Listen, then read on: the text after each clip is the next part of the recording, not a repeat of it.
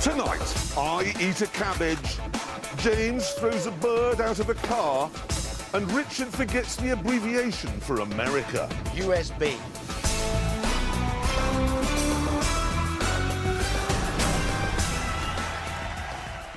Crash Team Racing was released in 1999 by developer Naughty Dog and published by Sony. It's the fourth installment in the Crash Bandicoot game series and became the first kart racer that the franchise spawned. It also made a multitude of other games that made the kart racers almost as good as the base platformers. Now, the story for this game is that Crash, Cortex, and a bunch of other characters team up to fight off against the egomaniacal nitrous oxide. You'll learn very quickly that this series enjoys making puns out of the names. But let's see who has those names. Well, you have Crash and Cortex, which is pretty basic for most Crash games. You also have Dr. Engine, an Aussie hybrid called Dingodile. You've then got another animal group. But oh, don't worry, there's nothing special about them. But don't worry, we're right back to the insanity with Ripper Roo, a mutant kangaroo who is also a state governor. That's like us painting a Labrador green and making him an MP. We've also got a fairy who's watched 5 minutes of Goodfellas, a lizard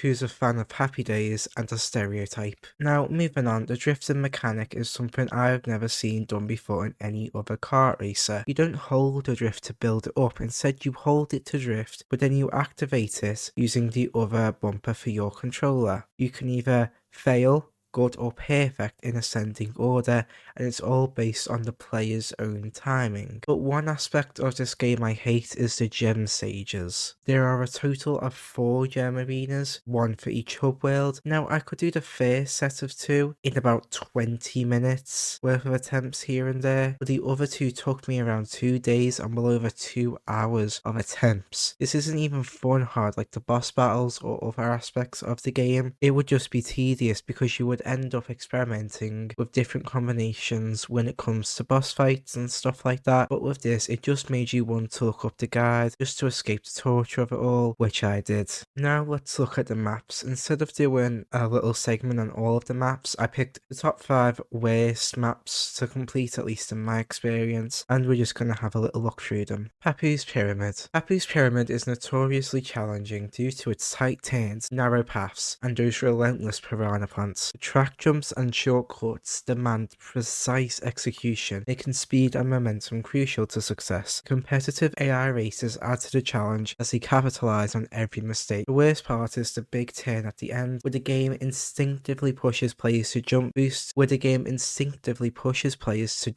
to maintain speed. However, the correct strategy is to take the turn slowly on the left and then straighten out and then straight right, which goes against the usual racing instincts the game drills into you. This counterintuitive approach requires practice and patience to master, making Papu's Pyramid both extremely frustrating but also very rewarding. Cortex Castle. As one of the final tracks, Cortex Castle presents a significant challenge with its endless series of sharp corners and edges. These require precise maneuvering and expert control from players. The tricky layout is further complicated by several jumps that demand decent timing to execute correctly, unique obstacles like dangling spiders to add to the difficulty. These spiders are particularly annoying because when you collide with them, it causes a player to spin out, losing valuable time and even possessions in the race. The combination of the sharp turns and the spiders that you struggle to time makes Cortex Castle a true test of skill, agility, and often leaving even experienced players struggling to maintain a competitive edge. Dragon Mines is formidable due to the sharp turns and the moving minecarts that require perfect handling and careful timing to avoid the collisions. The track's varying surfaces add further complexity, making it difficult to maintain a decent speed and stability. Another thing to point out is the spiral that often left me struggling to keep my position in the race, and the only benefit I saw of it, or not even a benefit even, like just a part of it that I didn't hate, was the 3 time crates that were available when you drove around it, but even then that was a 50-50 if you were going to hit that on target. it. So overall, Dragon Mines is a risky shortcut requiring nightmare of a track. However, successfully navigating Dragon Mines tests players' skills in precision, timing, and strategic racing under demanding conditions, making it a notorious track for all different types of players. Deep sea driving. Deep sea driving is widely regarded as one of the most difficult tracks due to its turbo pads and speed boosts, which makes maintaining control challenging. The track is filled with numerous underwater themed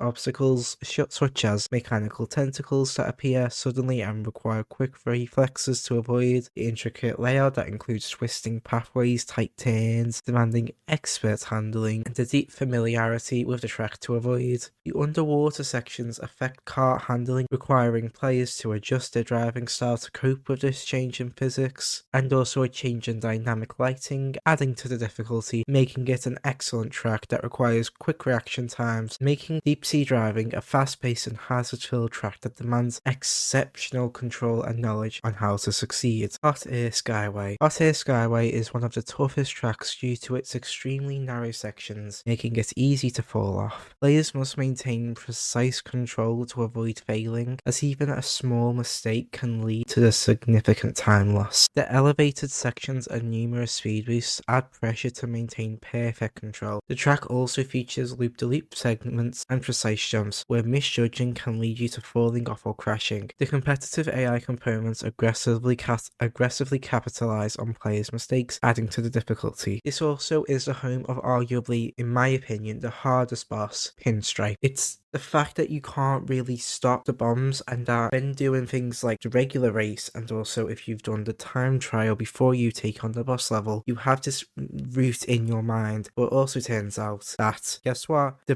developers also thought of that, so now you're a bit stuck in kind of trying to relearn it. But during the boss battle, if you stick to the sides, you should be fine, hopefully, fingers crossed, as well as having any shields, boosts, and missiles to throw at them.